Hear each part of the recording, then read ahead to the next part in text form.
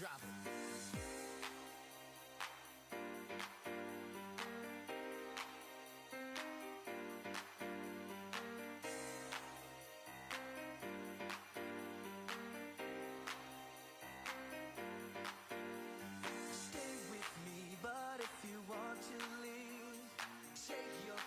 Forget all about me.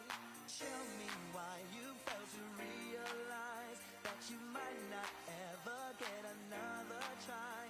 Girlfriend, about it before you leave.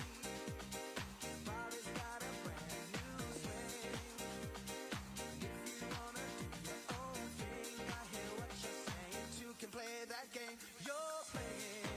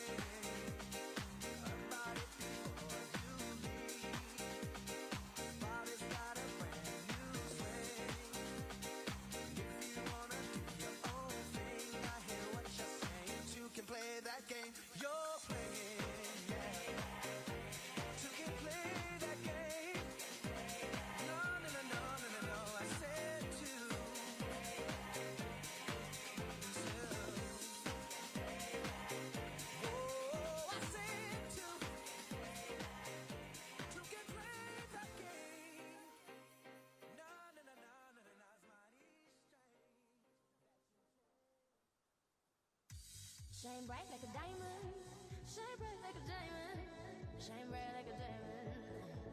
So shine bright tonight, you and I. We're beautiful like diamonds in the sky. Shine bright like a diamond. Highlight the beautiful sea, I chose to be happy. You and I, we're like diamonds in the sky. You're a shooting star, I see, a vision of ecstasy.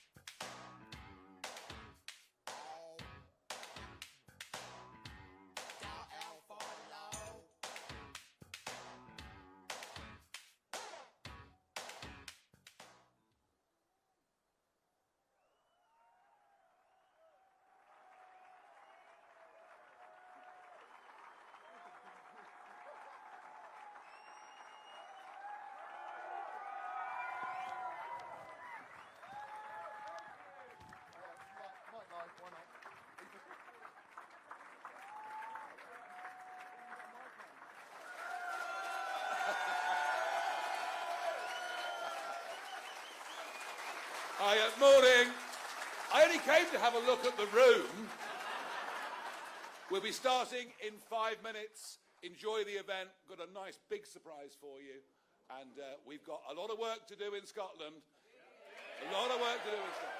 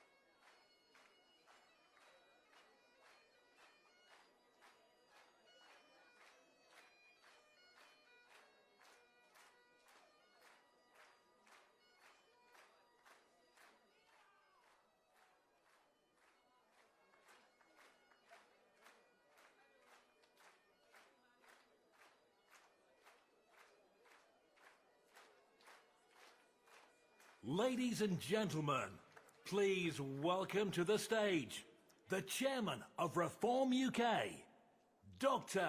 David Bull. Wow! Fisgar Math Alba, good afternoon, Scotland! Wow, what a reception. Thank you so much. Look, it's so fantastic to be here with you all in Falkirk, of course, a town which played such a pivotal role in Scotland's industrial revolution. Now, as you know, I'm Dr. David Bull, and as you also know, I am the chairman of this great party.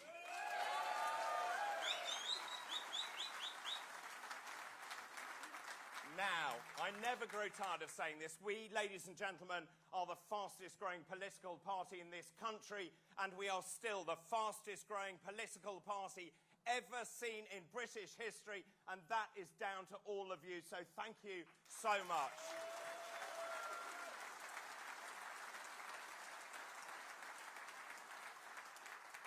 Now, my chairman's tour of Britain started in June, nearly 6 months ago, and I deliberately chose to start the tour here in Scotland, in Perth. Such is the importance of this great country to the United Kingdom. Now, Scotland's history is long, it's dramatic, and as you know, it is distinct. I think it truly is one of the most beautiful countries on earth, with its dramatic landscapes, its historic cities, and its wild coastline. The country, as you know, has towering mountains, it has vast hills, and it has deep glens. It's famous for its awe-inspiring vast lochs, such as Loch Lomond, and its wild and rugged beaches, and its dramatic coastline as well. Amazingly, it also has over 790 islands, and Scotland's landscape is built on some of the oldest rocks on Earth. The Highlands were formed by ancient continental collisions. Volcanoes then created the Isle of Skye and Arthur's Seat in Edinburgh. And let me tell you, that's where my parents used to go courting. Say no more about that. Glaciers carved the lochs, the glens, and the mountains during the Ice Age. Look, the place in history for Scotland cannot be underestimated. And then early settlers arrived after the last Ice Age, about 10,000 years ago. Neolithic people built some of the UK's most impressive ancient monuments like Cllr.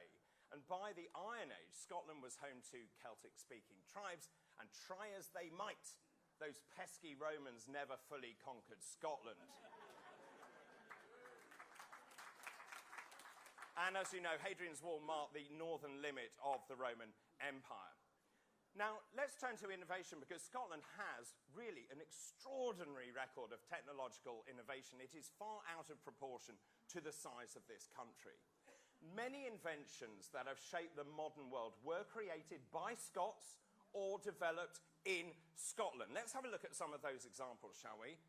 The steam engine, courtesy of James Watt. That powered the Industrial Revolution. The telephone, of course, invented by Alexander Graham Bell in Scotland. Penicillin, discovered by Scott Alexander Fleming. That was then developed at St Mary's Hospital in London, where I trained in medicine, and penicillin has changed the face of modern medicine. The television, of course, John Logie Baird, he was the inventor of the television. And the decimal point, thanks to the Edinburgh mathematician who revolutionised mathematics and calculation. So what else have the Scots done for us? Let me just have a think. The safety razor, the vacuum flask, the bicycle, the Forth Bridge, shipbuilding and the Clyde, early computer science, robotics and AI, and here's my favourite. Whiskey, good.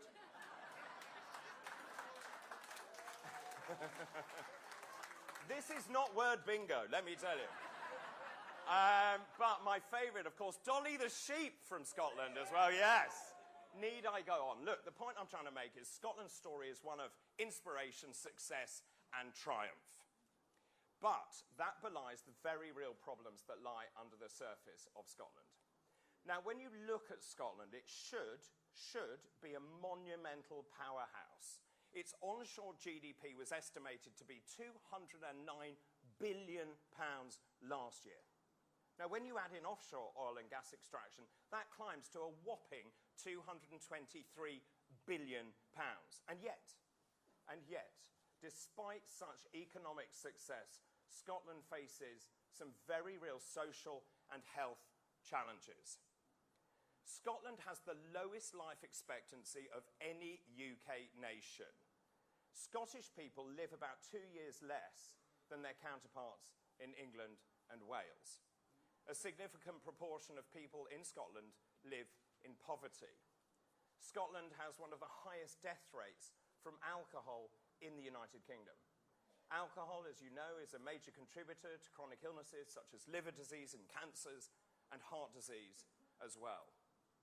Here's a really shocking statistic. Drug deaths are the highest in the whole of Europe. Half of all Scottish adults have at least one long-term health condition. And then we turn to obesity. There is an epidemic of obesity in Scotland. 32% of Scots are obese. That is the highest level ever recorded. 66, 2/3 of people in Scotland are overweight.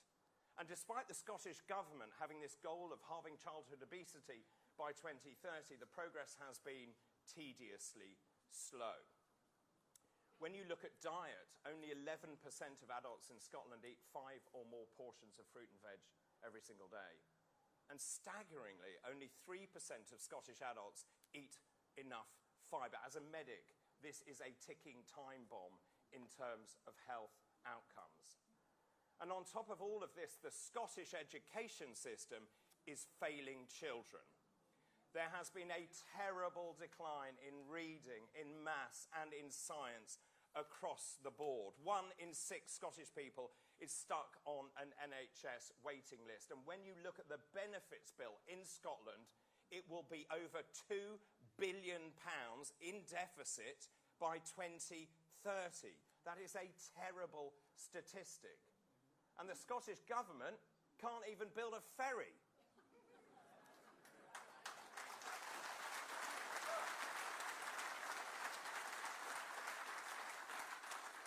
And I think you'll agree, that is what 18 years of the SNP in government looks like, latterly propped up by the Greens, wouldn't you agree? Yes.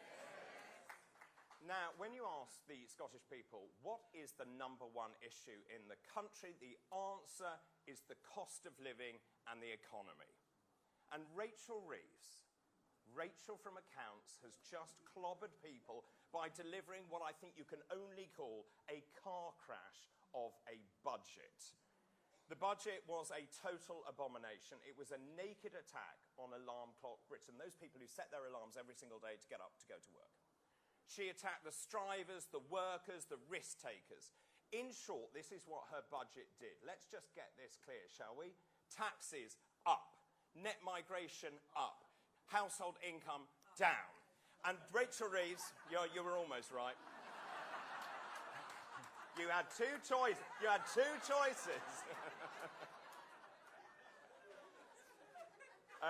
Rachel Reeves, if you remember, then announced plans to freeze the income tax thresholds for a further 3 years, meaning that in 2030, taxes will be an all-time high. Just take this on board. They will equate to a whopping 38% of GDP.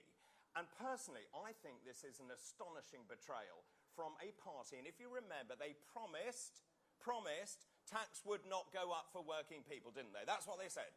Tax will not go up for working people. This was the mantra that was wheeled out time and time again after the last budget. And quite frankly, any semblance of respectability or trust in this government has long since evaporated. And on top of that, now Rachel Reeves has announced plans to tax people's properties, and strangely, she's now attacking people's savings, capping the tax-free ISA limit at £12,000.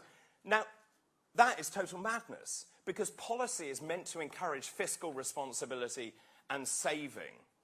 So, if I was to tell you this, is it any wonder that 250,000 people have already left the United Kingdom? And this week, we learned that 110,000 young people, entrepreneurial, aspirational young people between the ages of 16 and 34 have also left the United Kingdom because they have decided there is no future for them in terms of hard work and aspiration in this country. And that, ladies and gentlemen, is a travesty. And Rachel Reeves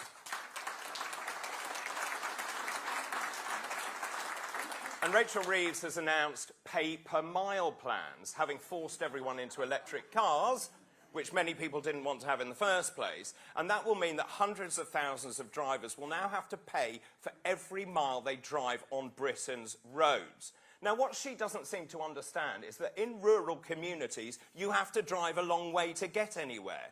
They are all in Islington. They do not understand what it's like to live in rural Scotland, for example. And here's the best bit.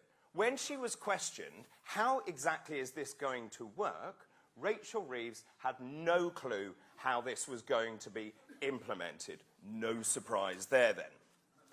But perhaps the most astounding line item of everything that was announced is the fact they have ring-fenced £1.8 billion. Let me just say that again. £1.8 billion for the introduction of digital ID. Let's be clear about this. This is something that no one wanted, no one voted for, and for which there is absolutely no mandate.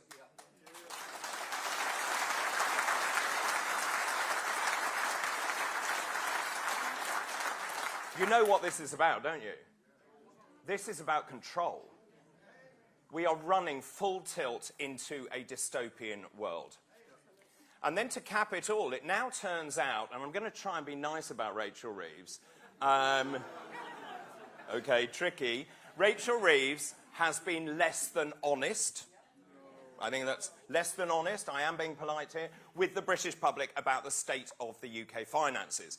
Do you remember she talked about a £30 billion black hole?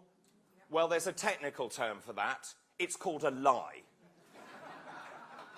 It's a ruse.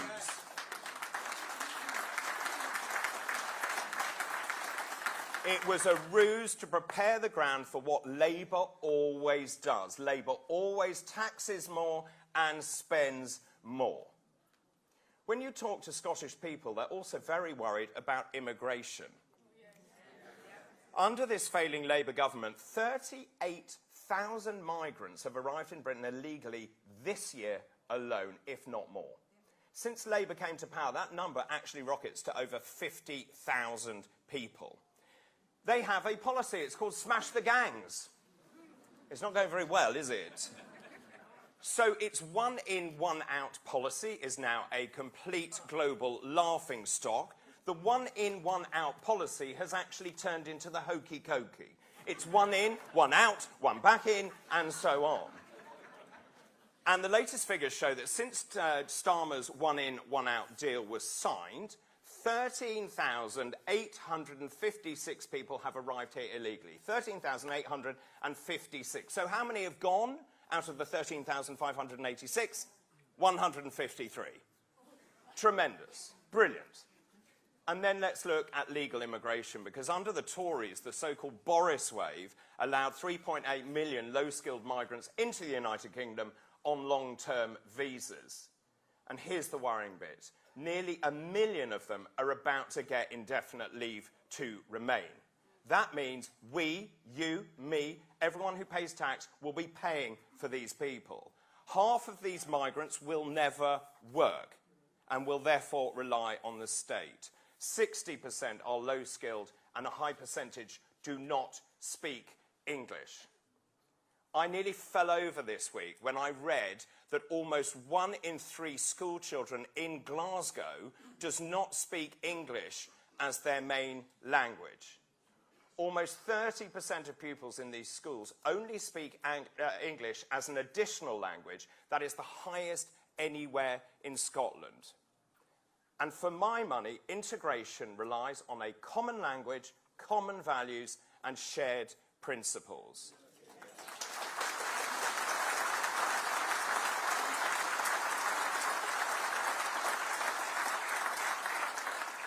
And this level of immigration, both legal and illegal, is not what the Scottish people were promised, was it?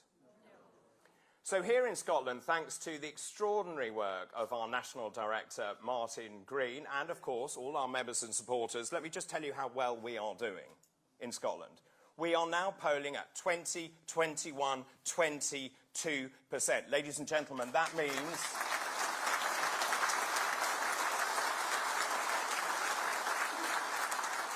That means we are now polling, wait for this, in 2nd place in Scotland.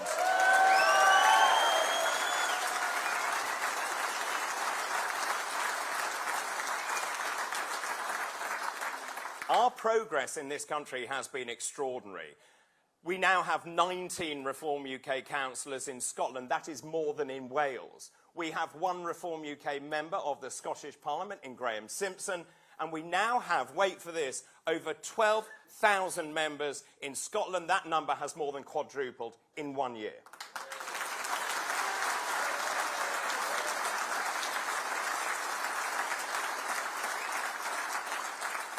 And let me tell you, we are only just getting started here in Scotland. Now, the Scottish parliamentary elections are going to be held on the 7th of May next year to elect 129 members to the Scottish Parliament.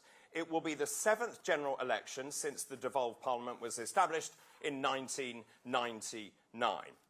And we were talking about this last night. With hard work, we believe we could gain at least 20 members of the Scottish Parliament, and that would put us in a really strong position to challenge the SNP.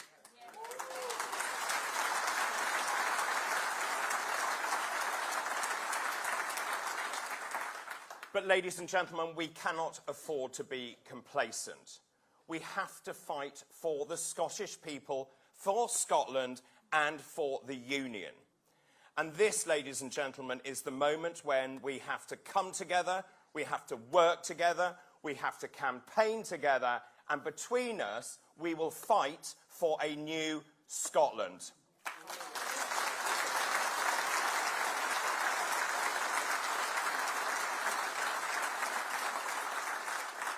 Well, our first speaker today was elected as a Conservative councillor in 2017 for the East End of Glasgow. That was a win, by the way, that Laura Koonsberg herself said the bookies wouldn't take bets on. He was then re-elected in 2022 before joining Reform UK in January of this year. And since then, he's represented our party on debate night, on question time, and travelled all over the country supporting our candidates in by-elections. Ladies and gentlemen, please welcome Cllr Thomas Kerr.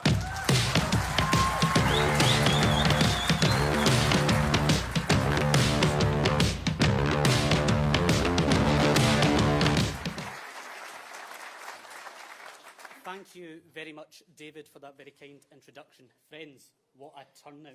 Now, that noise you can hear outside this hall is the Scottish political establishment bricking it because of every single one of you. So well done.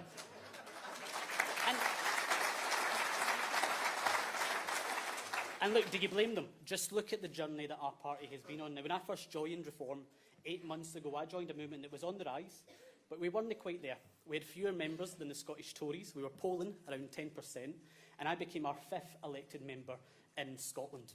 Now, over 12,000 members strong, nearly 20 elected members, and Poland to be the largest opposition party in the Scottish Parliament, just 12 points behind the SNP and catching up fast.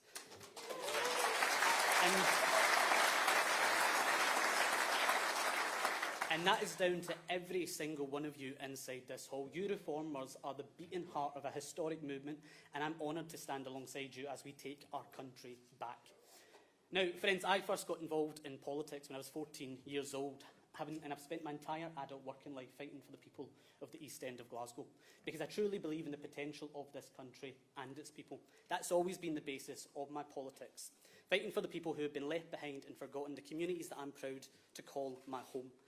And when I remember growing up as a child in working class Glasgow, a child of addiction with 2 hard-working and inspiring grandparents that built me up and made me who I am. But despite that loving home, I remember seeing the devastation that arrogant politicians caused in communities like mine, where poverty and addiction was normal and social mobility was a dream, not a reality. And that's why I got involved in politics, to ensure no child grew up believing that they couldn't achieve their potential simply because of their background. And for a long time, I backed the wrong horse. I was wrong. I naively bought into Ruth Davidson's hollowed-out slogans and spin, but the reality is when you scratch the surface of my former party, they were just as bad, if not worse, than Labour and the SNP. Arrogant, out of touch, and detached from reality. And come May, friends, we will put the Tories into the political dustbin that they deserve.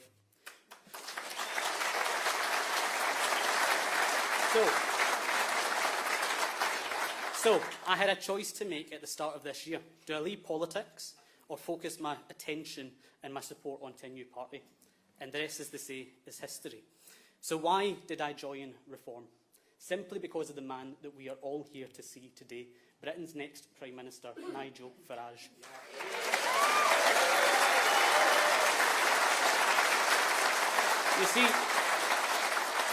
You see, what those protesters outside, our political opponents and the media at the back of this hall don't understand is that for us, Nigel isn't just a politician.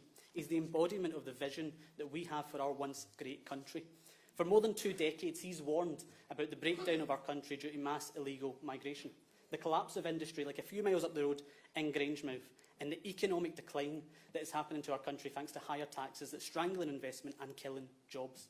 Friends, I'm proud to call him a pal and be on this journey with him as he heads towards Downing Street. And speaking of great friends who have poured lifeblood into this party, our Scotland director and our very own Malcolm Tucker, who has led the operation as a one-man band, I would like to say a massive thank you to Martin Green for everything he has done.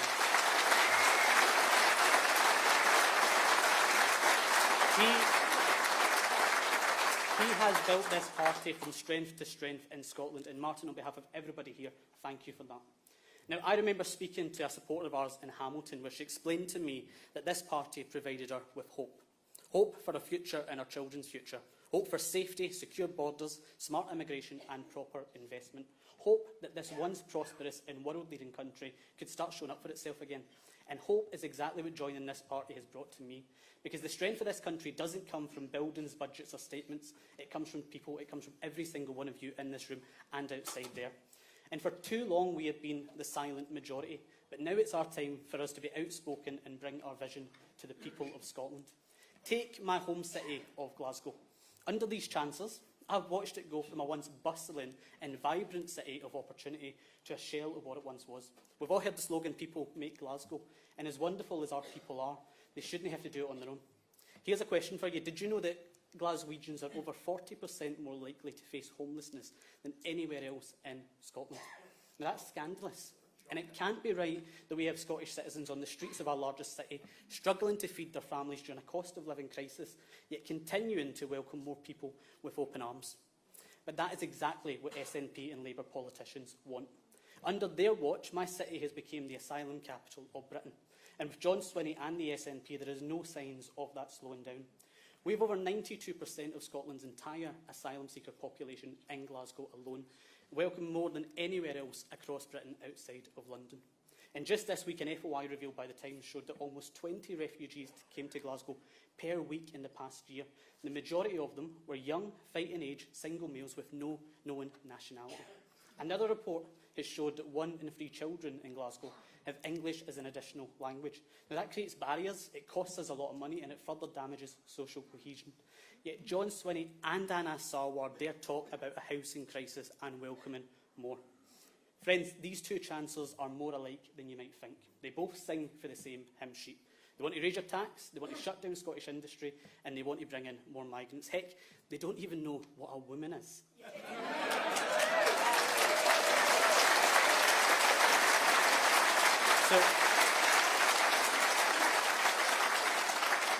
So let's be honest, the options being presented to the people of Scotland at this election are horrific. Either 5 more years of divisive and failing nationalism, or a pretend new direction under an SNP-like Scottish Labour. And that's why we in Reform offer the change that Scotland desperately needs. The people of this country are angry, and rightfully so. They're worried that their already excessive NHS waiting times, understaffed schools and failing infrastructure will only be worsened by a resolve from this rotten SNP government that offers nothing more than talking about independence. Now, I don't know about you, but after almost 19 years of watching Scotland suffer under this incompetent and out-of-touch government, I'm determined to change the political landscape of this country and force the Scottish Parliament to deliver for my son and his generation.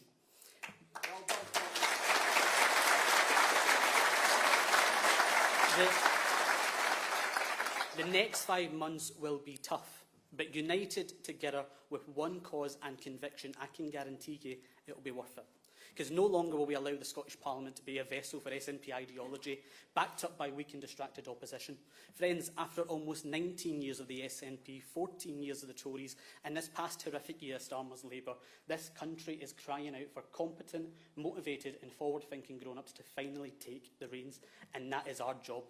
Every single person in this room. So let me ask you a question. Are you ready for it? Because over the next 5 months, we need you. Roll up your sleeves, chap on those doors, pitch up the street tolls, talk to your friends, your family, your neighbours, and deliver those leaflets, and man the barricades as we take on the political establishment. That is how we will get the change that this country desperately needs, by taking our message to the people of Scotland who, like us, are fed up and scunnered with the whole system. It is time for a party. Friends, it is time for a party that will finally put Scotland first. And you know as well as me that that is Reform UK. So, let's get out there and let's win it. Thank you very much.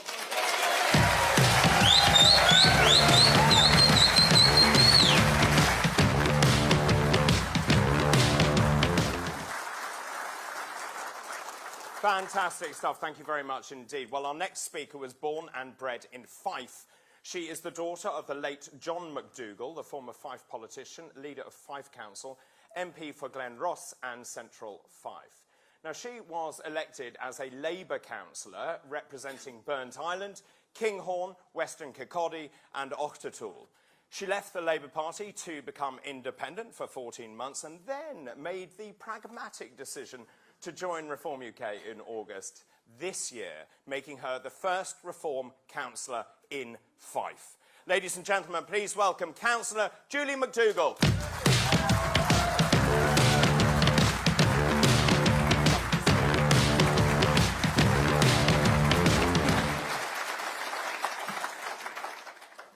Good afternoon, colleagues.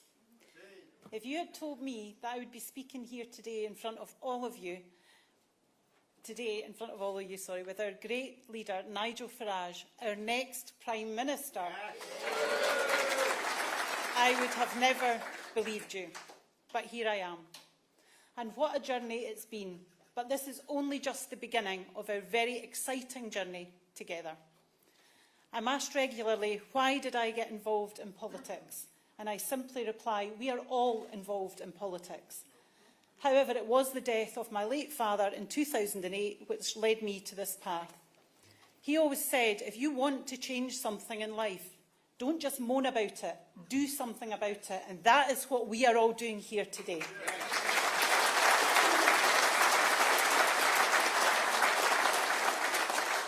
But it's with mixed emotions that we celebrate being part of such a brilliant, inspiring and energetic movement.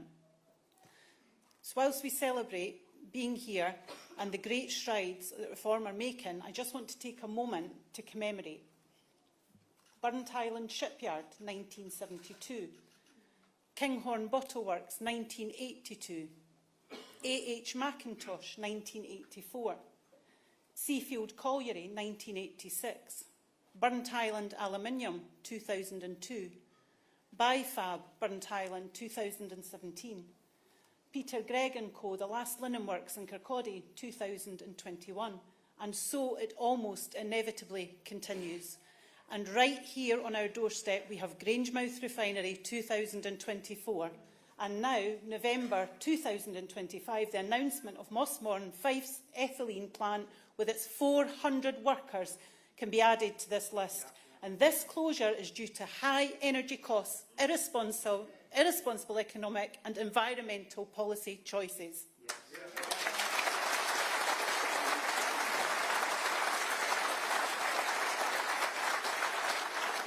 So let me take you back in time and live in memory along my stretch of the Fife Coast encompassing Kirkcaldy, Kinghorn, Burnt Island, where we built things, we made things, we were an industrial powerhouse, and we didn't just make products, we made tradesmen, craftsmen, skilled workers who carried those skills throughout their lives. Kirkcaldy's linoleum wasn't just simply a floor covering, it was a global brand. Kinghorn's harbour and bottle works kept a whole village alive. Burnt Island's port and engineering yards sent ships, fabricated steel and skilled men out into the world.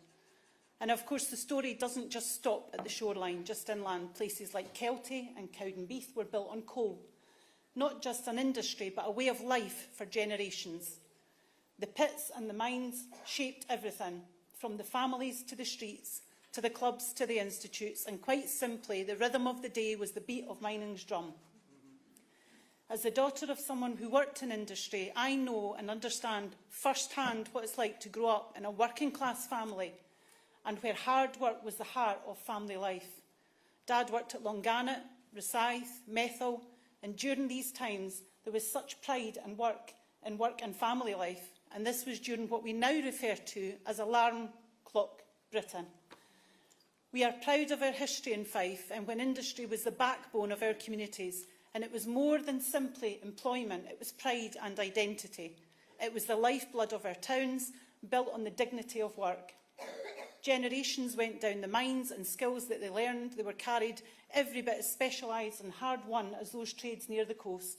And make no mistake, when the mines closed, initially one by one, then almost in a flood, the impact was seismic. And these vibrant neighbourhoods, which had once powered Scotland, never mind Fife, for over a century, were suddenly left without the industry that once defined them. When industries close today, we are told this is progress and a just transition to reach net zero targets. The cost of building a greener, cleaner future. But let me say, our communities are not afraid of change, but what we cannot accept and what we will not accept is a transition that leaves our communities behind.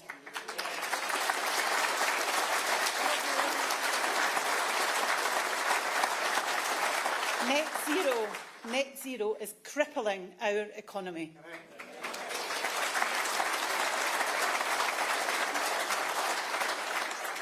We must be realistic, and we cannot simply abandon the people and places who powered the industries of yesterday.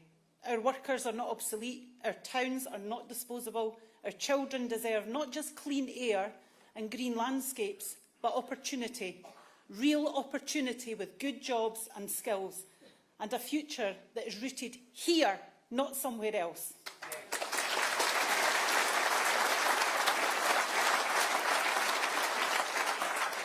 Fife has already shown the world what resilience looks like. We've transformed before and we can do it again. But only if investment flows where it's needed, and only if decision makers listen to the people who know this land best. And we must ensure that our communities like ours, will not be asked to pay the price.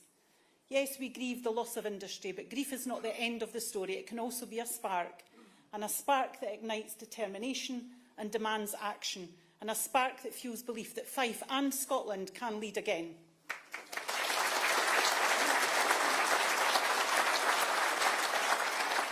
So let us honour the past by shaping our future, And let us speak with one voice, loud, clear and unyielding, that Fife and Scotland must not be forgotten, and that the people that deserve the jobs of our tomorrow.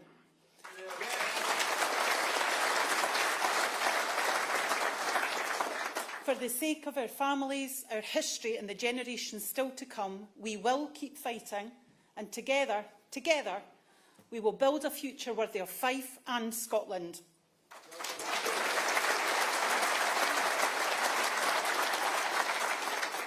So let's go to these Scottish Parliament elections with fire in our bellies and stand up for the people of Scotland. Our communities deserve far better than this. And beyond this, when we win the general election and Reform UK are in government, Reform will scrap net zero. Thank you.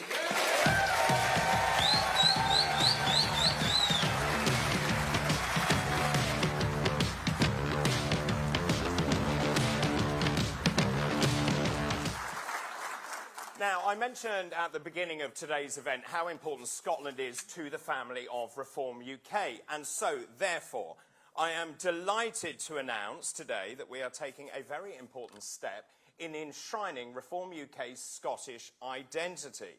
Now, thanks to the enterprising and very out-of-the-box thinking by Martin Green, of course, Scotland's National Director, I am delighted to announce that we are having our own tartan made.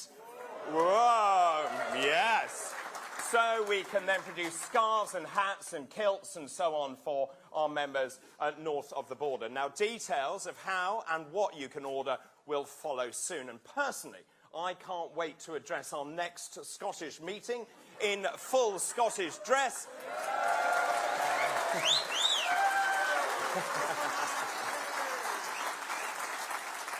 As a true Scotsman. Oh, yes. Oh, yeah. Well, on to our next speaker. He's a local councillor in Aberdeen, but like most of our councillors, he really has an intriguing backstory.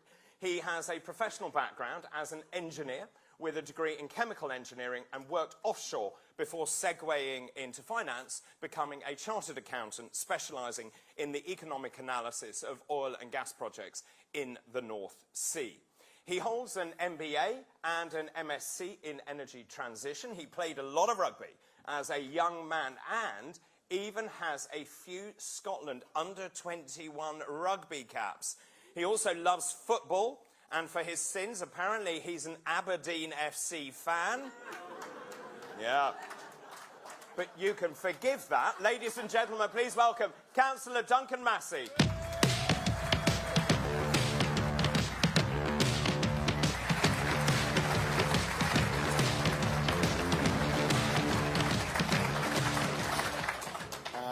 Thanks very much for that detailed introduction. I'll pay you later for the Scotland caps, but I have 5 of them.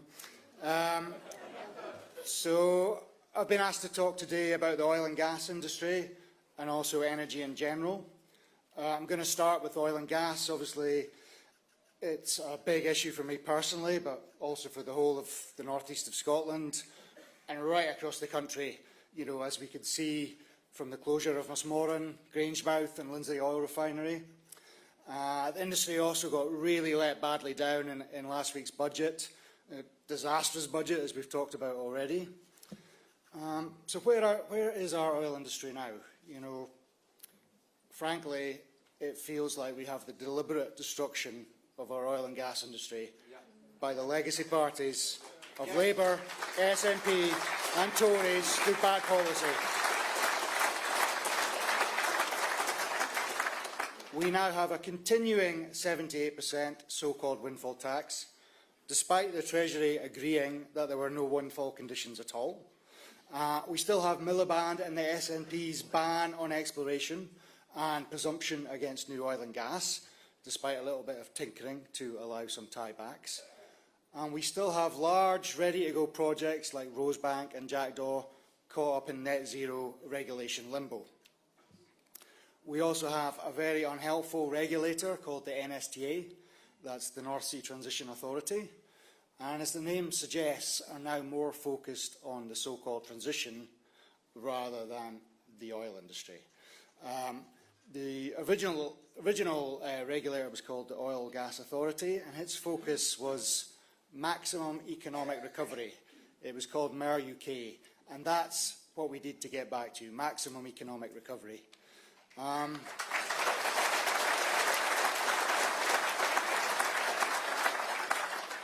So, you know, we're really starting to see the painful effects of these policies with job losses, lack of investment. You know, the industry has warned government about the impact of these daft policies, but they have continued as is anyway, just sheer vandalism. And, you know, the industry at the moment, it supports around 200,000 jobs, you know, right across the UK. It's forecast to add 137, or it was forecast to add 137 billion value add by 2050, again, with benefits right across the whole of the UK. Without action, and under the current policies, there's various estimates saying that we could lose 1,000 direct and indirect jobs each month between now and 2030. You know, right across the UK, from Aberdeen to Shetland, Grangemouth to Scene, Teesside and beyond. Another study by RGU, one of the universities in Aberdeen, said the workforce could shrink by approximately 400 jobs every 2 weeks. You know, that's the same as a Grangemouth, and that would happen for the next 5 years. You know, these numbers are huge, and as Julie said earlier, you know, this is real communities we're talking about. And what we're left with now, we have the UK imports well over 40% of its energy, and that energy has higher emissions, fewer jobs, and no UK tax benefit. And these imports are expected to get higher and higher as the industry is harmed. Also in the budget, the Treasury forecast that the current tax take from the North Sea, which is about 2.7 billion, would collapse down to just 0.3 billion by 2030. It's just going to be really, really painful unless we urgently change. And I think it's worth remembering that every single party, with the exception of Reform, has played its part in this travesty.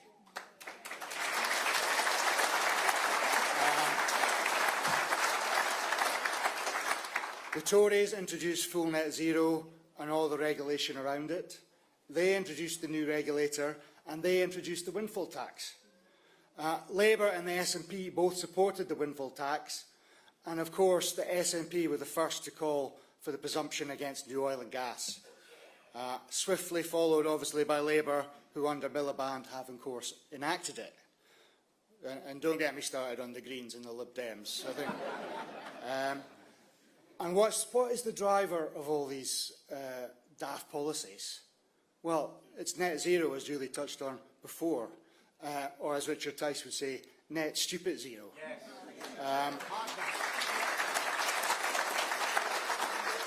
We've had this net zero agenda foisted on us by diktat, without any serious debate or scrutiny, foisted on us by a political and civil service class who collectively would struggle to wire a plug between them. It's simply the wrong policy. We now have a failing energy system with some of the most expensive energy in the world, with a fragile grid and ever more dependent on energy imports through interconnectors and LNG tankers. And as a result, we are deindustrialising at a rapid rate, importing more of everything. We have nearly lost our primary steel industry. We seem to be doing everything to close down oil and gas.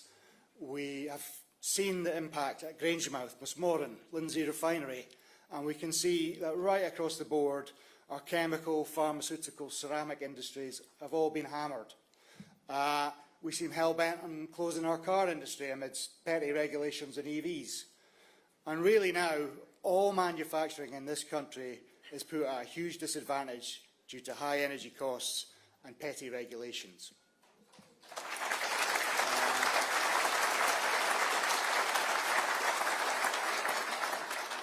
And the world is starting to recognise this, you know, led by the US. Whilst I think we can have some renewables in the energy mix, wind in particular is now recognised as extremely expensive, solely dependent on huge subsidies for its economics. The unreliable intermittent energy that it produces drives huge distortions in the energy market and requires huge grid build-out. ensuring that everyone either gets a giant pylon or a dangerous battery storage plant in their backyard. And because of the fact that it's intermittent, you need 100% backup. And in the UK, that is gas or French interconnectors, which is nuclear. And meanwhile, all the mainstream offer, and particularly Labour and SNP, is to ignore this energy reality and just to keep gaslighting us about this so-called just transition.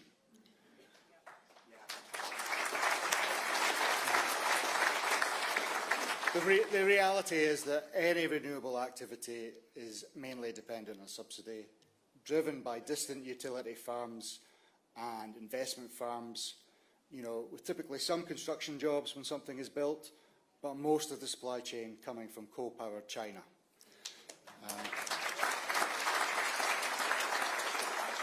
And as we have talked about, all the while driving deindustrialisation and crushing thousands of jobs elsewhere. So what should our energy future look like? I think we need to get back to cheap, abundant and reliable energy. You know,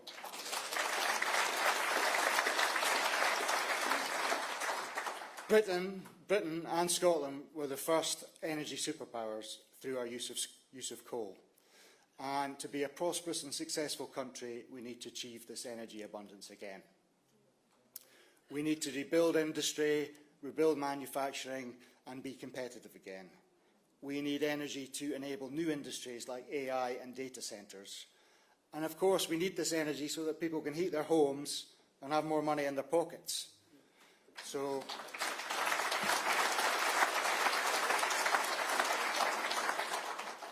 I strongly believe that we need to get back to a pragmatic energy policy that delivers cheap, abundant energy again. And in the short term, I believe we get this by maximising our oil and gas resources and perhaps even restarting some coal. Yes.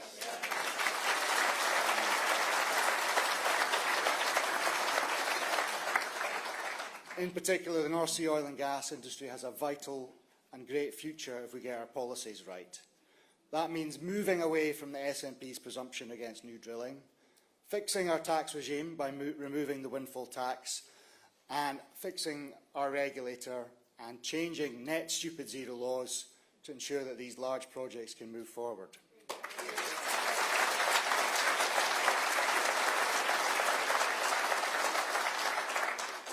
In the longer term, I do believe that we should be moving to some nuclear power. That's an area where UK and Scotland used to be a world leader. And I think overall, only reform is recognising this energy reality.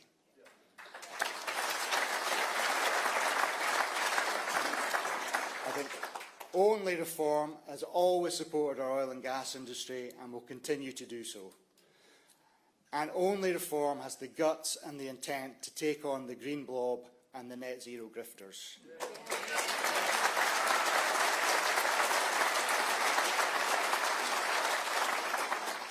And only reform is backing the reindustrialisation of this country and the jobs it brings by getting us back to a future of cheap, abundant and reliable energy.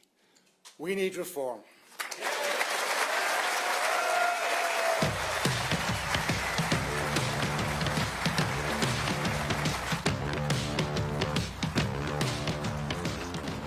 Well, our next speaker is a true local. He was born in Aberdeen and has lived in East Kilbride for over 30 years.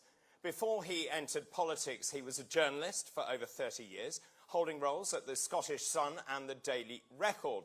Now, his political career began in 2007 when he was elected as a councillor for East Kilbride West. He was then the Conservative candidate for East Kilbride, Straven and Lesmahago in the 2010 and 2015 general elections. And finally, he was elected as a Scottish Conservative MSP for Central Scotland. He's actually held a variety of roles, including being Shadow Cabinet Secretary for Housing, Communities and Social Security and Shadow Cabinet Secretary for Transport, Infrastructure and Connectivity. And then in August 2025, he defected from the Scottish Conservatives to Reform UK.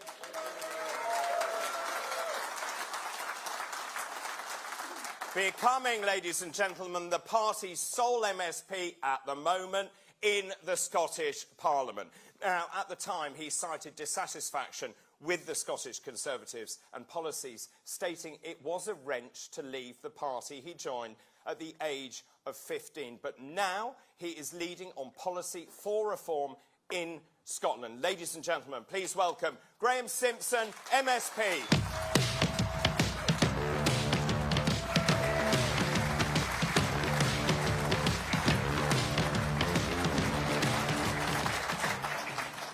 Well, thank you very much, David. He's really slick, isn't he? He really is slick. And if he wants to claim to be a true Scotsman, we'll have him. Now, before I get into my speech, I want to congratulate the previous speakers, Thomas, Julie and Duncan. Fantastic speeches, all of them councillors. But we've got some other great councillors in this party, and I want them to stand up now. All of you.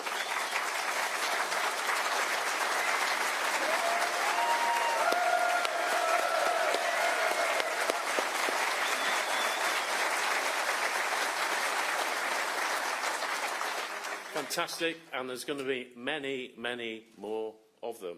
Now,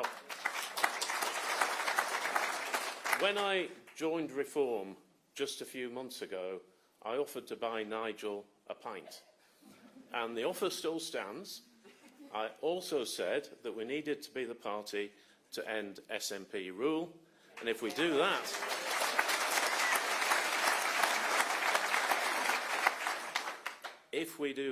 it will be more than one pint I'll be buying him. Because the whole country will be celebrating. And when I spoke at our conference in Birmingham just a few days later, and what a whirlwind that was, as well as telling the packed crowd how bad things are in Scotland under the SNP, I said that next year we need a recovery government here in Scotland with us at the heart of it. Now,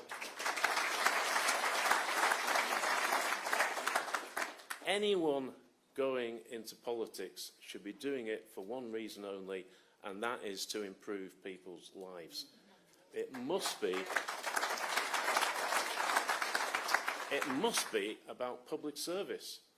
And that's what it will be for the big reform group in the Scottish Parliament next year. And that's what I'm in politics for. And for me, that's what reform is about. We see a broken country and we want to fix it. Simple, really, isn't it? That's our task in Scotland, just as much as it is in Wales and across the UK. You know, Scotland is creaking at the seams under the SNP. We can't take any more of SNP government.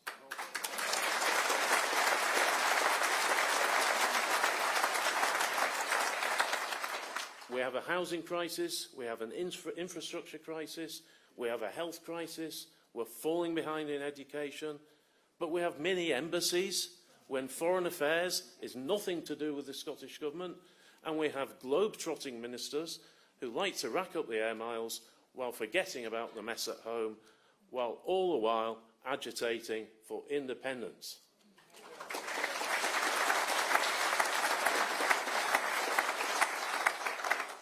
Now, I would like independence too. Independence from John Swinney and the SNP.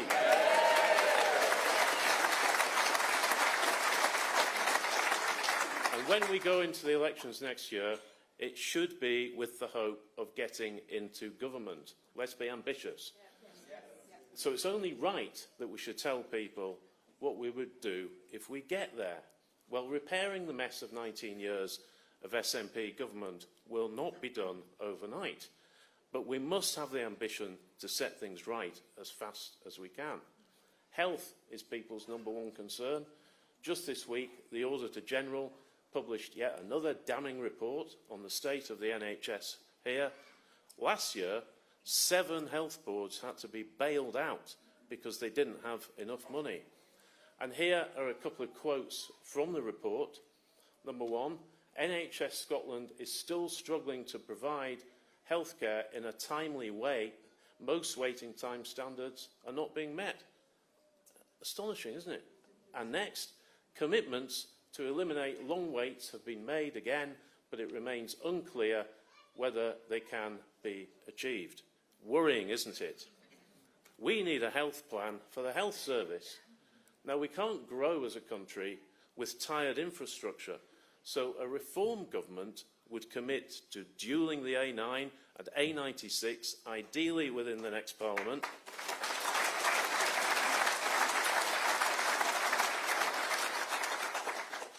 That's a challenge, but you have to have ambition, as well as the A75 and the A1 under a new infrastructure ministry, with delivery as its mission, cracking on, not consultations.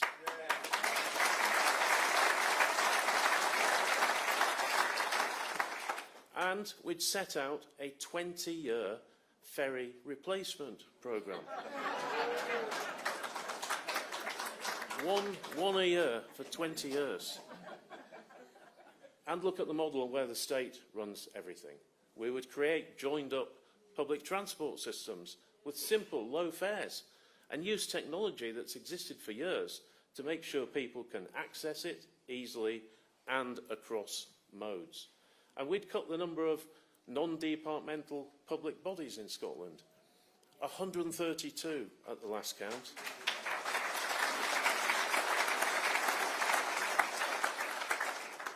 And that costs the country around about £19 billion a year. So we could merge some and we could close others, and we think this could save at least £1 billion over 5 years.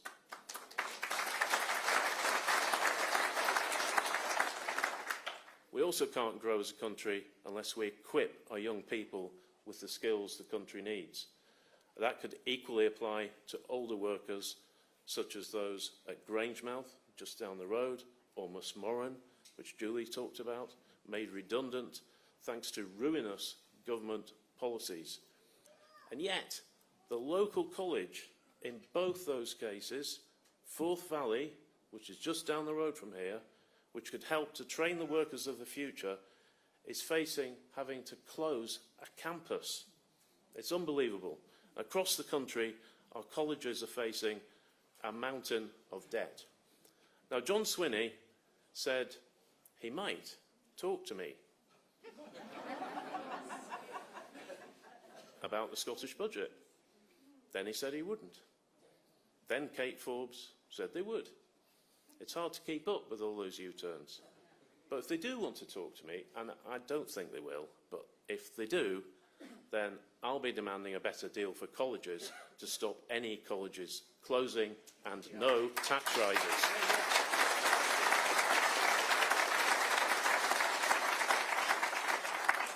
And I want to see a cut in business rates too, to help our high streets and the hospitality sector.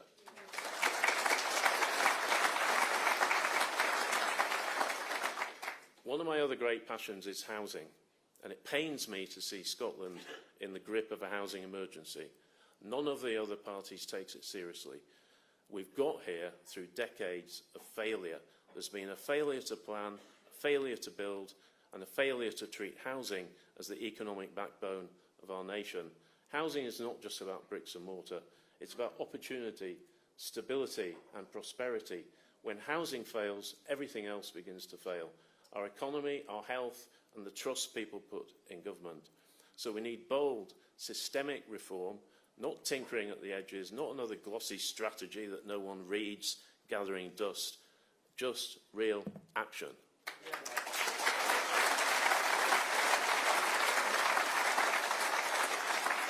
Because without it, Scotland will remain stuck in a cycle of crisis. Let's be honest about where we are. Homelessness is rising. More families than ever are trapped in temporary accommodation. There's a generation of young Scots who can't afford to buy a home. The private rental sector is unstable, with landlords leaving the market. And behind all this lies a broken supply chain, planning delays, infrastructure bottlenecks, workforce shortages, and a financing system that just doesn't deliver. Housing drives growth, productivity, and fairness. Housing accounts for a quarter of household spending, and it supports up to 15% of jobs in Scotland, so it really, really matters. When housing fails, the economy falters, When housing thrives, Scotland thrives.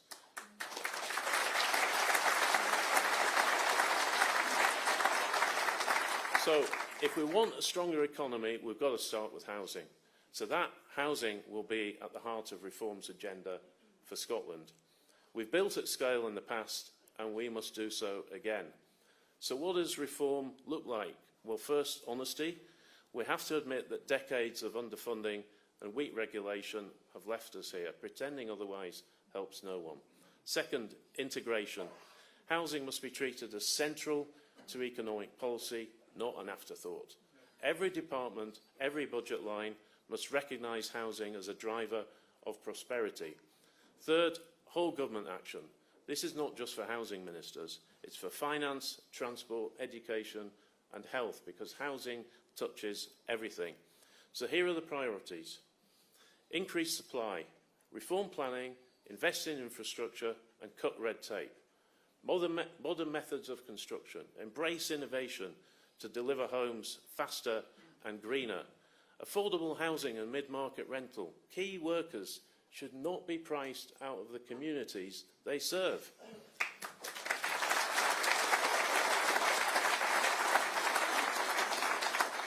Support first-time buyers, reform the local housing allowance and create pathways to ownership. And tax reform, rethink housing taxation to tackle wealth inequality and unlock investment, and get rid of the land and building transaction tax.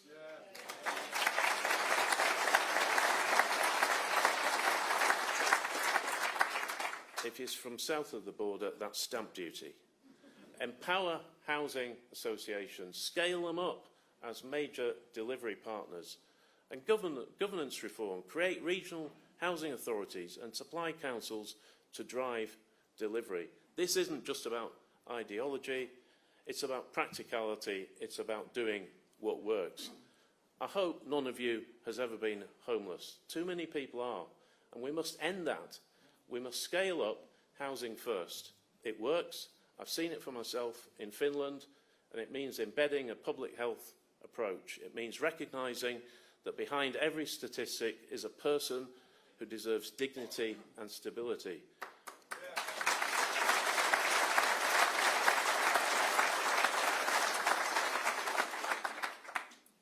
And while I'm on the subject of homelessness, we have to take seriously the issues being caused across Scotland by mass illegal immigration.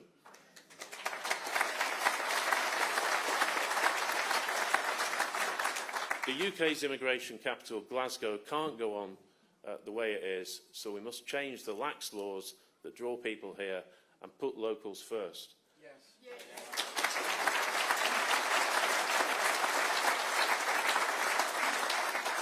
Scotland can't afford another 5 years of drift. We can't afford piecemeal measures and empty promises.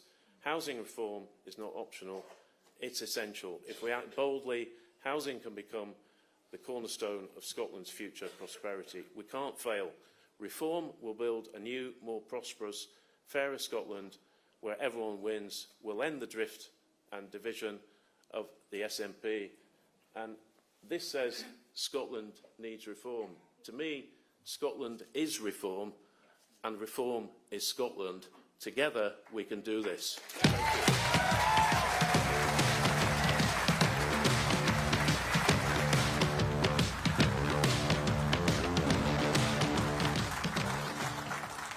Thank you so much. And that brings us nicely to our final speaker. He is a man who needs no introduction. He is arguably the most famous politician in this country, if not the world. His career is long, it's distinguished, and it's certainly most varied. Now, thanks to I'm a Celebrity, there isn't much of this man we haven't seen.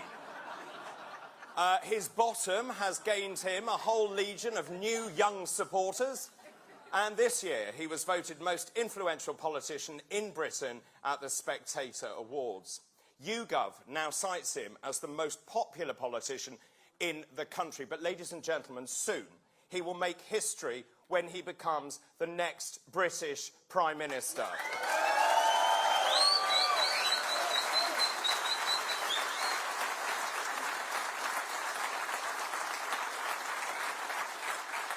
Ladies and gentlemen, please welcome the leader of Reform UK, Nigel Farage, MP. Wow. Good afternoon, Falkirk. Good afternoon, Scotland. Good afternoon, Reform UK Scotland. Great to be here.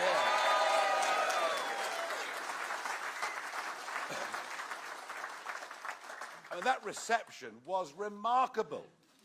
I thought you'd just beaten Brazil in the World Cup. You never know, it might happen. It might happen. It could just be that Reform, rising in the polls, brings back a sense of renewed national self-confidence here in Scotland. And that's what it needs. Now, Martin Green has been our Scottish organiser for the last few years. He said to me, a few years ago, we couldn't get 20 people in a room. And here we are now, sold out at 750, and some people unable to come because we were so full. But to organise an event like this, you need a venue, and you need people on side to help you. And I want to say a massive thank you on my behalf, on our behalf, to the McDonald family for sponsoring us today. And Donald, please stand up. Come on. Come on. Come on.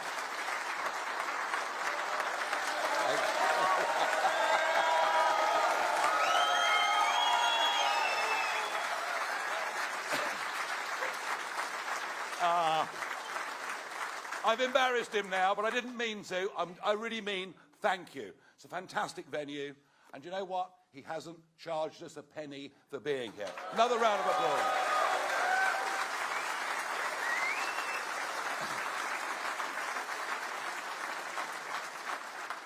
Now, our once great nation, the United Kingdom, is in very great trouble. We are in economic decline. We are in social decline. We are even, I think, frankly, in moral decline. And those problems here in Scotland, due to appalling political leadership, the chronic problems the United Kingdom has are even more acute in Scotland today, and we have to face up to that. Now, I could do what all the others do. I could spend the next 10 minutes slagging off the other parties. I could tell you that the SNP care more about Gaza than Glasgow. I could tell you the Conservative Party have lost the will to fight. I could tell you that Labour are in free fall, and deservedly so.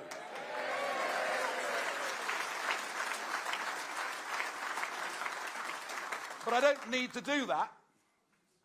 Do you know why? The people of Scotland know it already. They know it already. And there is a huge gap in the political market. And do you know what people want? That one 4-letter word. No, not that one. It's one 4-letter word. Hope, hope, hope, hope. They want hope. They want to believe.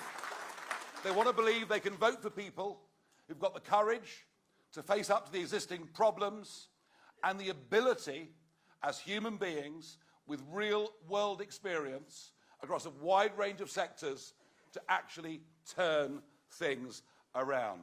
And I know that as this campaign develops, as we head towards that first week of May next year, I have no doubt that all the other Scottish political leaders will tear chunks out of me on a daily basis, along with some of your charming newspapers.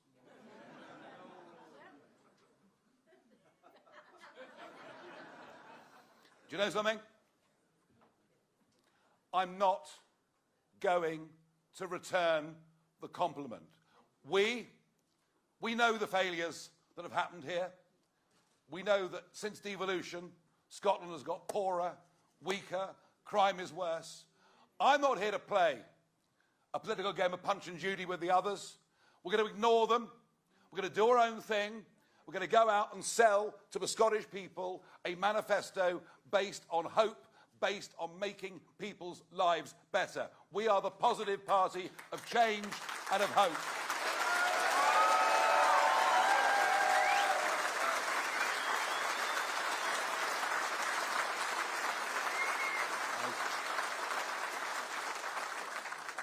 I had a meeting the other day with Jim Ratcliffe.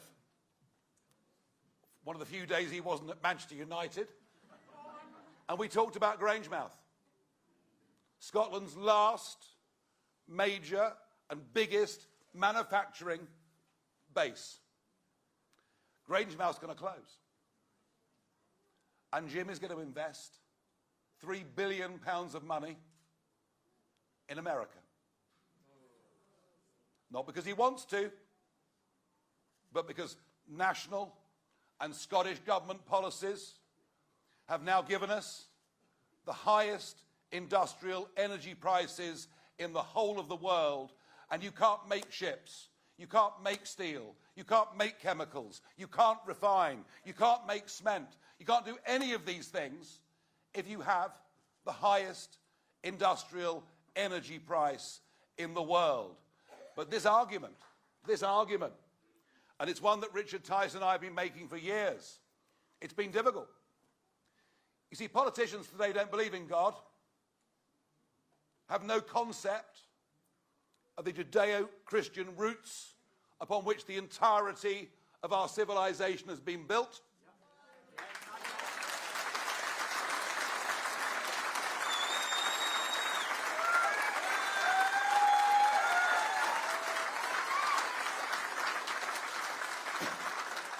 No, they've given that up in the vain pursuit of something called net zero, believing somehow they're going to save the planet. And they're all as bad as each other. It was the Conservatives that put tax on North Sea oil and gas profits up to 75%. And now under Rachel Reeves, that distinguished former Bank of England economist,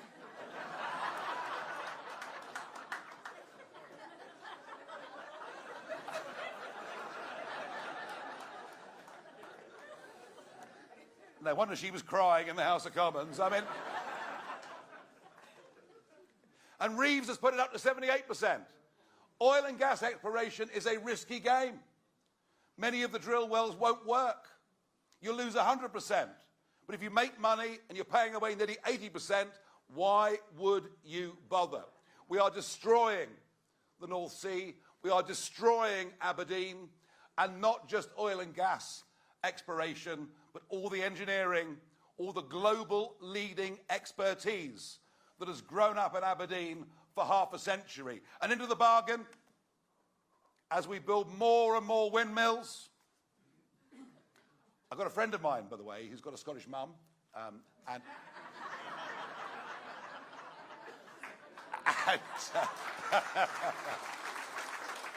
come on, wake up at the back.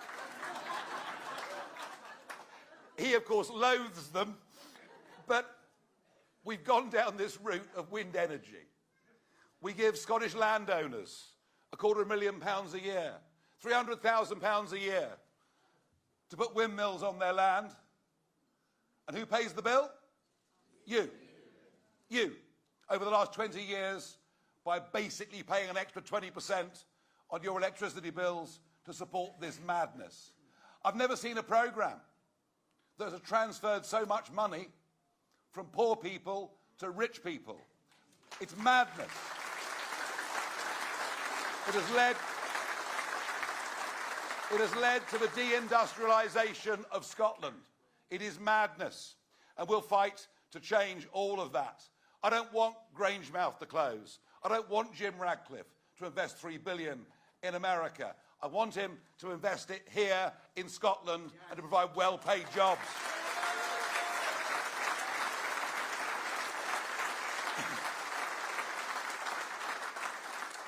Now, just across the North Sea, we have Norway. Norway are planning 250 new drill sites over the course of the next 10 years. Sensible Norway. But there's one more comparison that I think we should bear, and it's this. Norway has a 200-mile exclusive economic zone for the fish that swim in their waters. Norway has a thriving, absolutely thriving fishing industry. What do we have in Scotland?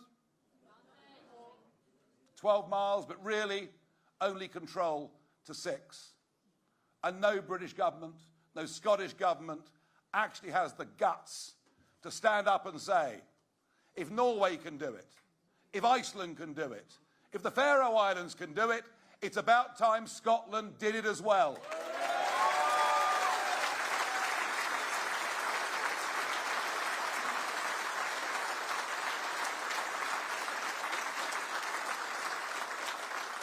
Now, I've been told for years in London that the Scots have a completely different attitude towards immigration. The Scots think open borders are a wonderful idea. Is that right? No! Oh, the media must have this wrong then. Actually, the social attitude survey shows that Scots are equally concerned, as people in England, in Wales, in Northern Ireland, about the integrity of their communities.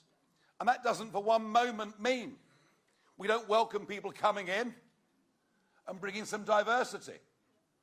But when I saw that figure earlier this week, that 1 in 3 school kids in Glasgow does not speak English as a first language, you can see what the SNP are doing to the city of Glasgow. And frankly, who voted for this? Nobody. Who voted for the wholesale change of the population of Glasgow and other parts of Scotland? Who voted? Who voted for areas of our cities to literally become unrecognisable from their Scottish backgrounds? The answer, simple, nobody. And Glasgow, the city of sanctuary, well, I'm sorry, but it isn't just the housing, and it isn't just the money. Here in Falkirk, there have been 3 serious sexual assaults in the space of the last week. And I'm sorry, but if you as a country allow young men who come from countries in which women aren't even classed as second-class citizens, and you put them up in 4-star hotels, allow them to work illegally, their attitude towards women is completely different to ours. So the social effects of this are appalling as well. And whilst this may be more of a Westminster issue than it is a Holyrood issue, the fact is the SNP have chosen to put people who come here illegally to the top of the housing list, above that of families in Glasgow and elsewhere who have worked and lived and paid into the system for generations. It is wrong, and it must end.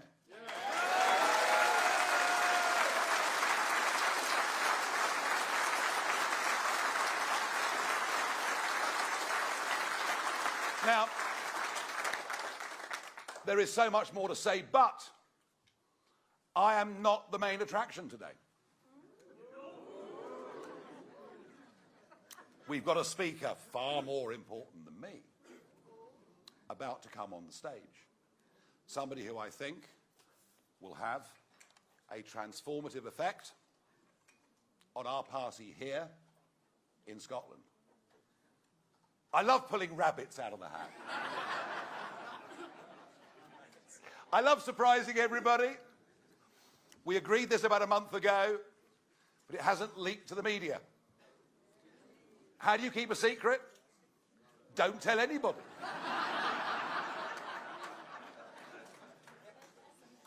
And we've kept this a secret. But I want you, please, to welcome onto the stage a very distinguished man. A man who's been a great success in many things that he's done in his life. He's currently the treasurer of the Conservative Party in Scotland. I don't know how long that position will last. he also sits in the House of Lords as a front bench spokesman for the Conservative Party. So you're about to welcome a Conservative onto the stage. But I knew it. I knew it. I knew it. I didn't want him to get booed because he's coming on as a Conservative, but I suspect in a few minutes' time he might just have changed his political allegiance.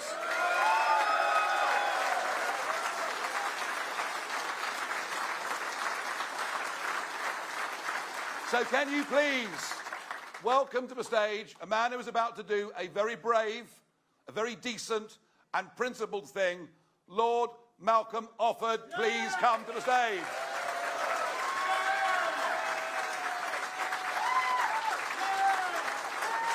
They'd have booed you otherwise. Wow. I know, fantastic. Enjoy it. Enjoy it. Very good, mate. Enjoy it. Thank you.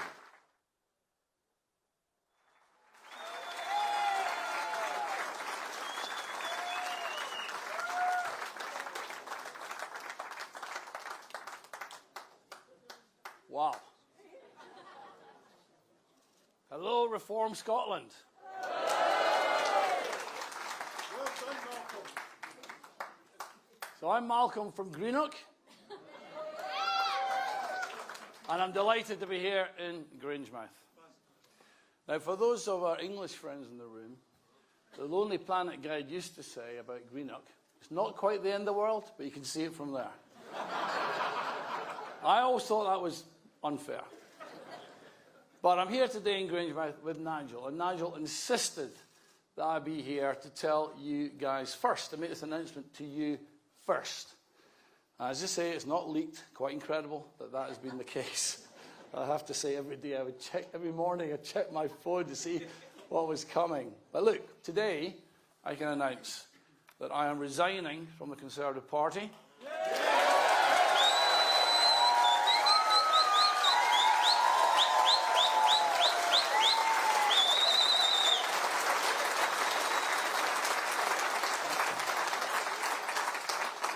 Today I am joining Reform UK.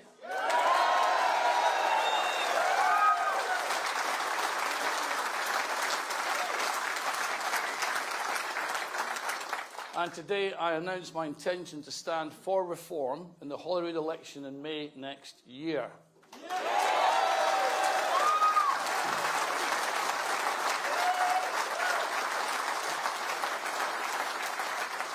And that means that from today, for the next 5 months, day and night, I shall be campaigning with all of you tirelessly with two objectives. The first objective is to remove this rotten SNP government after 18 years.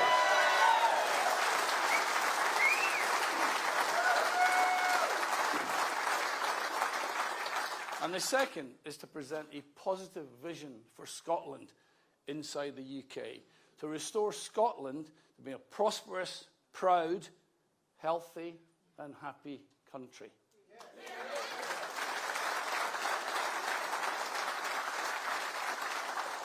Let me say, the SNP have failed to deliver that Scotland. Labour cannot be trusted to deliver that Scotland. The Conservatives don't have the ambition to deliver that Scotland. Ladies and gentlemen, reform, Scotland needs reform, and reform is coming to Scotland.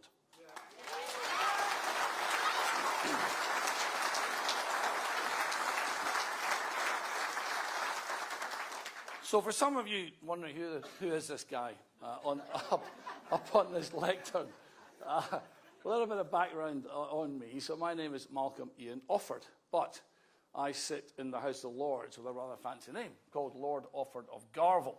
Now, I can tell you quite an amusing story about how I came to get that title. I'll tell you that another time. But the short answer is that Garville Point is the deep water on the River Clyde in my hometown of Greenock. And back in the day, obviously, Greenock was a fishing village, but the deep water on the Clyde is where the boats would come in. And then, of course, you've heard about James Watt and the Industrial Revolution, and that came to Greenock, and we became a proud shipbuilding and sugar refining town. And Greenock was a prosperous place 100 years ago. And I was born in a tenement in 33 Bank Street, just behind the Mid-Kirk. And when I was a wee nipper, I'd go down to the Well Park on the swings, and that overlooks Garville Point. So that, for those of you who want to know why it's Garville, that is why it's Lord Offford of Garville. My family background was a modest background. It would be described probably as sort of lower middle class type concept. My mother was a nurse. My father was a building surveyor. These are the types of people that did not go to university. You know, the gig where they worked during the day and they did night school at night to further improve their lives. And they had 6 children. I was one of 6. In fact, actually, they trained to be missionaries, and they had intended to go to the Congo, but ended up in Greenock instead. So I went off to my local school. I went to Argown Primary School. I went to Greenock Academy. I got an amazing first-class Scottish education.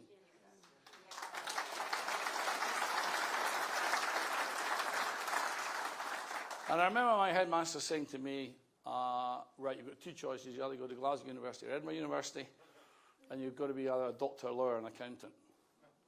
So that was my choices. Off I went to Edinburgh to read law, and the only thing that convinced me was I didn't want to be a lawyer. And it was good timing, actually, because it was 1980. I graduated in 1986. A big bang had just happened, obviously the Thatcher Revolution. The Companies Act in 1981, still the most important act put in place in terms of deregulation in the UK, Nigel Lawson, etc. And I fancied a crack at London. What did Dr. Johnson say? There's no finer sight than a Scotsman on the highway to England. And I fancied my chances there. I went off to London. I remember I'm going to the Stagecoach. It's a bus station at St Andrews Square. And I was starting work on Monday, 5th of October 1987. And I was going to go down on the Saturday night. I wanted to go down because it was half the price, obviously, going overnight on the Stagecoach. And I remember I had one suitcase, and I had my rugby kit, and I had a letter for a job. And I went up to the lassie in the kiosk and said, I'd like a single ticket, please, overnight to London. And she said, oh, she said, that'll be £1.99. She said, but don't you want a return ticket? That'll be £2.99. I remember saying, I'm not coming back. But I did. I came back to Scotland. I had a good career down in London. One of the things about being down in London was that this was what would be called the sort of classic Scottish, the Scottish brand. What does that mean? What's the Scottish brand mean down the city? What it meant was basically you were a lad of parts, is sort of the words that were used. You're well educated, you're honest, and you're hardworking. What a good brand that is, eh?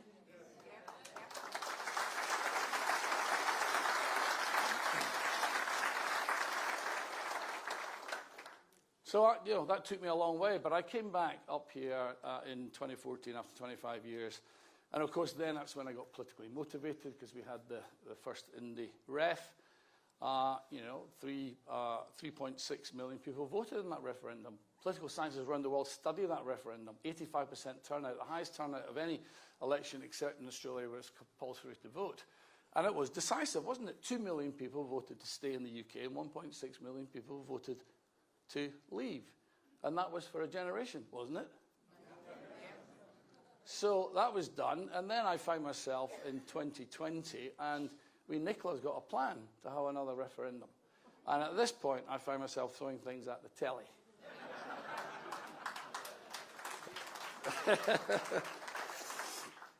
And that's when you've got to stand up and say, right, I'm going to do something. So I thought, right, do you know what? I'm going to have a go at this. I'm going to have a go at Hollywood. But it was COVID.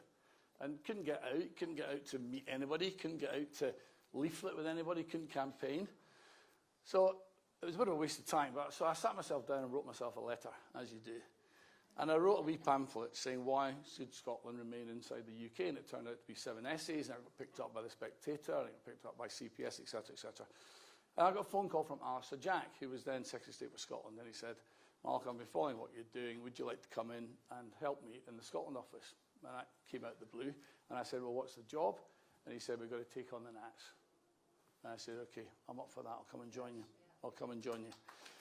So I joined. And of course, the bit I didn't get was, well, how do I do that? I'm not an MP.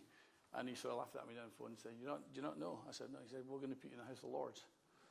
So that's how that came about. I joined the House of Lords. quite a bizarre concept. But I was then a minister in the Scotland office, which I have to say at that time was probably the most engaged Scotland office we'd had for 25 years. What happened was basically London, Whitehall, when the devolution settlement was passed in 1999, it was basically devolve and forget. And they basically just didn't get involved in Scottish affairs anymore. And as a result, we then got more engaged. My job was to go and see the 32 local authorities in Scotland. And that's when I discovered something quite interesting, which is that when I spoke to the 32 local authorities, I discovered they were very interested in talking to the UK government because we had ideas, ambition, and we had money. And we wanted them to be successful and ambitious in their own communities. And what I discovered was they said, we don't get any of that from Edinburgh. We don't get any of that communication or engagement from the SNP in Edinburgh.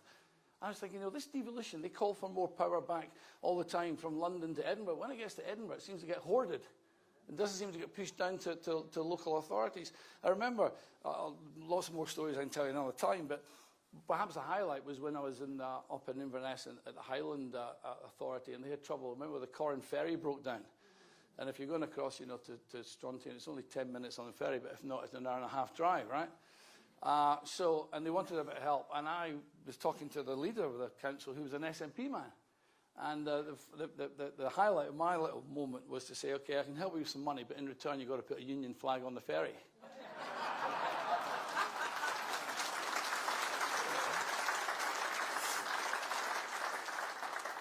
So look, here I am. So why am I here, and what are the questions that you should be asking me? And I sort of worked it out in two bits. First question is, what lessons did I learn as a minister in the Conservative government in the last 3 years of the 14? And secondly, why am I leaving the Conservative Party after 1 year in opposition? So let's deal with the first one first. What I learned, I had 3 prime ministers in 3 years. There was no clear principles and no clear ideology. It was a shambles.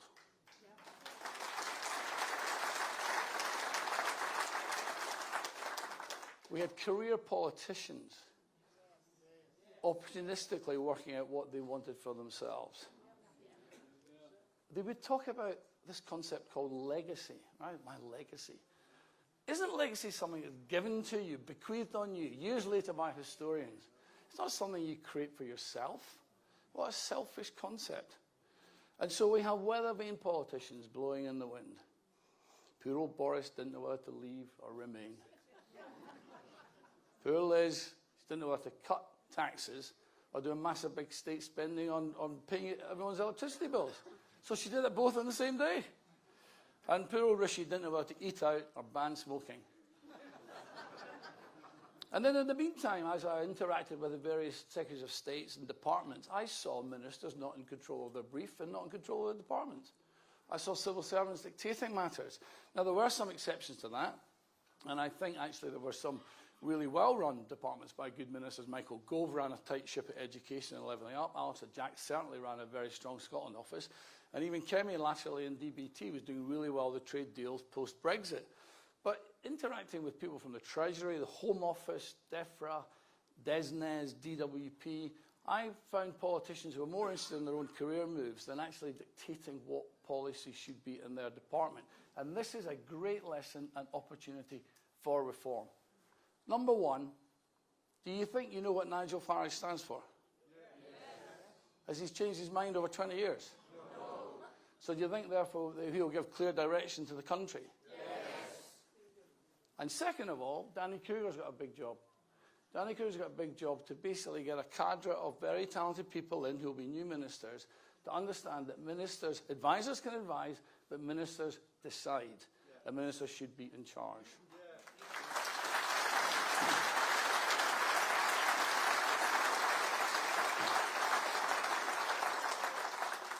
So coming to the second question, why am I leaving? And I want to give you a UK perspective and then a Scottish perspective.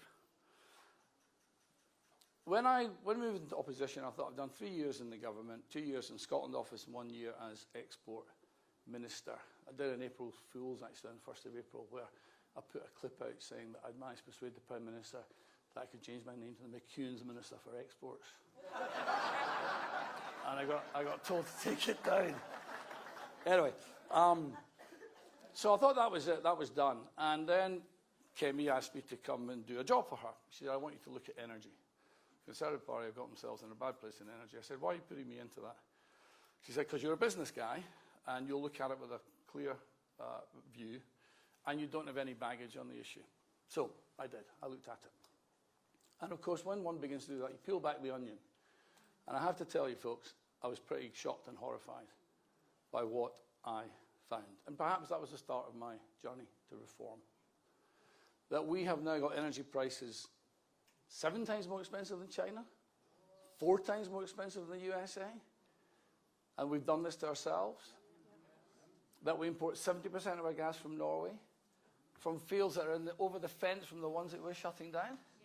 Even the Norwegian energy minister thinks that's daft. And we've done this ourselves. 2/3 of the price of your bills are not even the energy that you spend.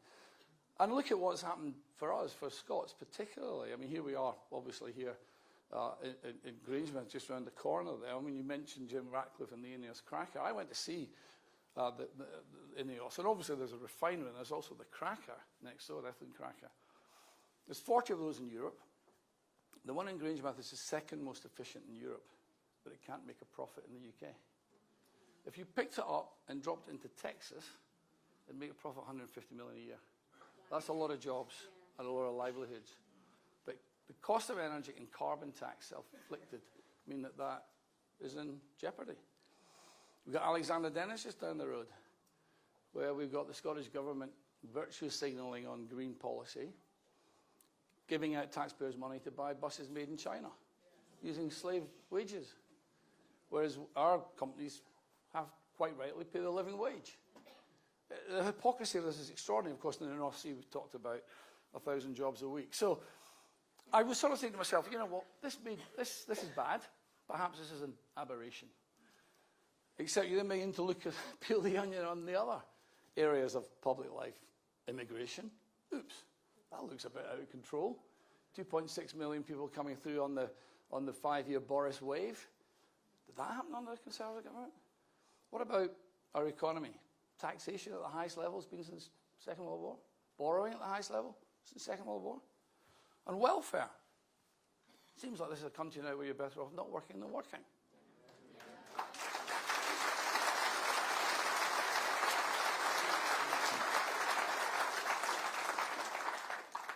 The Conservatives will say, and rightly, that Labour, since they come into power, have made all of these 5 areas worse. That is correct. But let's not kid ourselves, ladies and gentlemen, that this mess was created by the Conservative Party.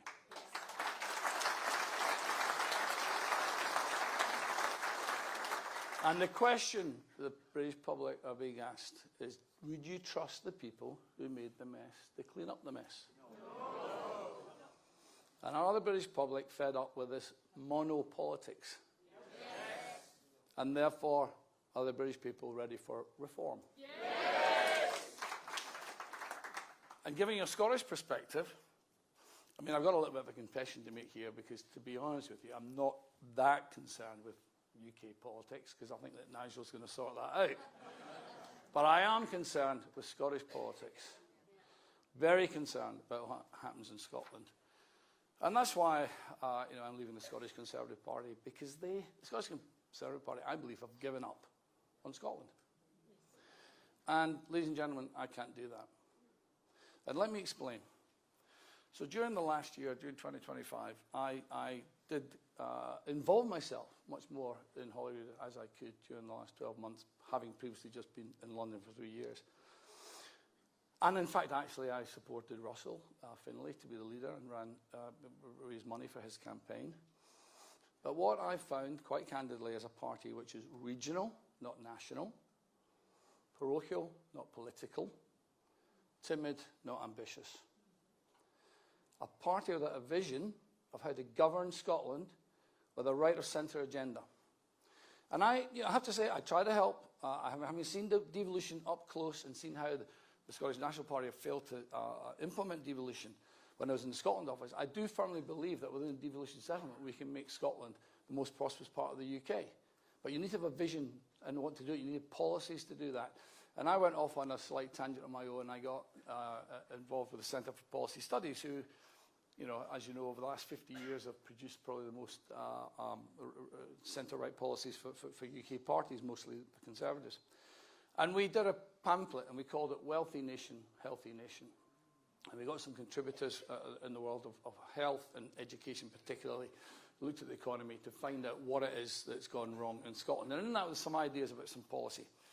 What was the response of the Scottish Conservative Party? Turns out they don't want policies.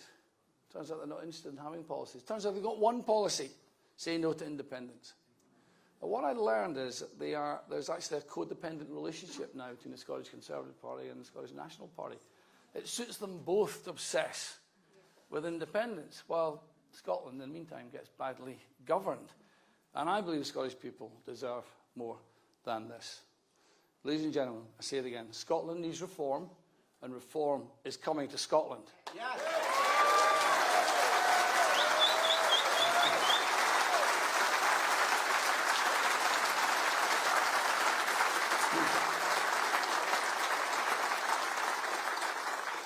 So, it's a great pleasure to be with you all here today in Falkirk, and I look forward to campaigning with you all between now and the 7th of May.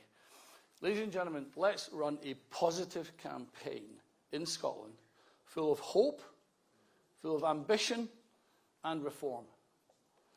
We can present the people of Scotland with an aspiration to become a prosperous, proud, healthy and happy country. A country where work is respected and rewarded, where education is restored to world class, where healthcare is reformed for the benefit of all, where local communities are revitalised and not overrun by uncontrolled migration. A country where our young people are skilled up in the modern economy, clustered around our natural centres of excellence. A country where our adults are encouraged and retrained and incentivised to go back to work, where the best welfare anyone can get is a good job, which allows them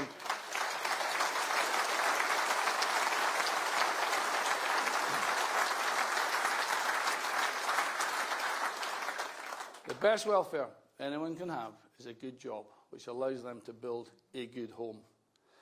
Ladies and gentlemen, a country that works will become a wealthy country and a healthy country.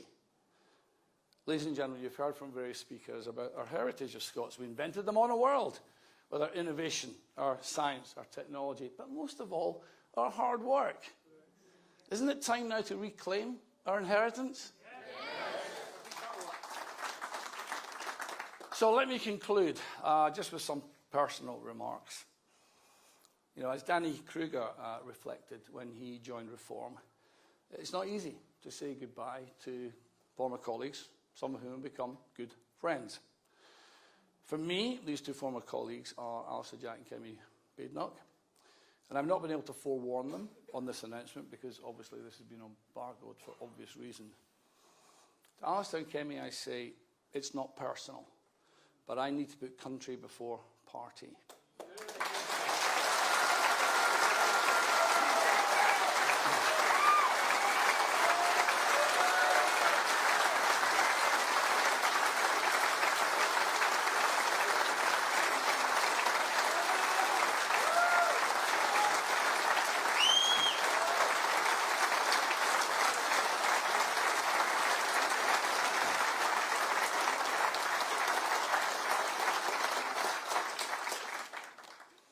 The Scottish Conservative Party, by their own admission, are unelectable, and Scotland needs a centre-right alternative in Holyrood next year. Reform is the only party with a restoration narrative to make Scotland wealthy and healthy again, and I must play my part.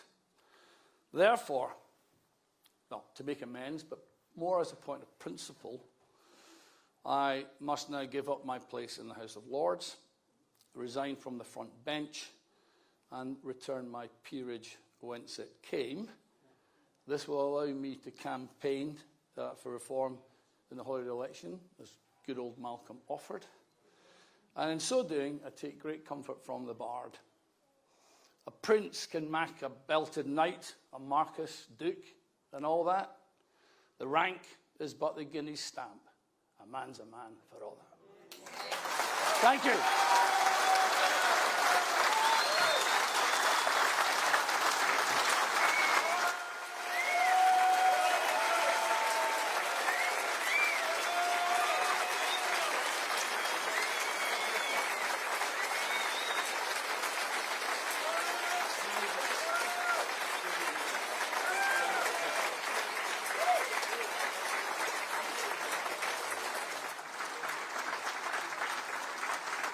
Well, ladies and gentlemen, you have just witnessed something that is extraordinarily brave.